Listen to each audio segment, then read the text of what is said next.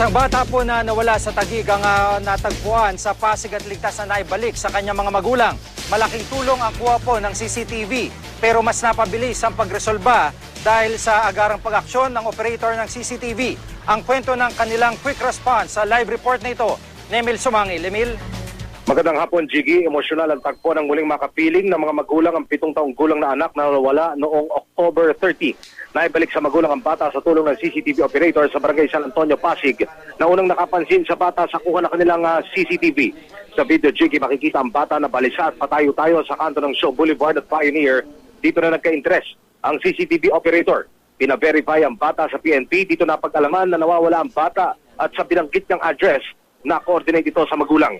Taga-Barangay Ligid Tipas pala ang bata, Jiggy, sa kuha ng CCTV ng Barangay Ligid Tipas. Huling makikita ang bata na naglalaro kasama ang kanyang mga kapitbahay sa naturang lugar. Matapos nito, iniulat ng nawawala ang bata. Higit 10 oras ang lumipas, makarang iulat na missing ang bata. Nakita ito na palakad-lakad sa kabaan ng Shaw Boulevard sa area na ng Pasig. Labis ang pasasalamat ng mga magulang dahil ligtas na naibalik sa kanila ang anak. Jiggy. Maraming salamat, Emil Sumangil.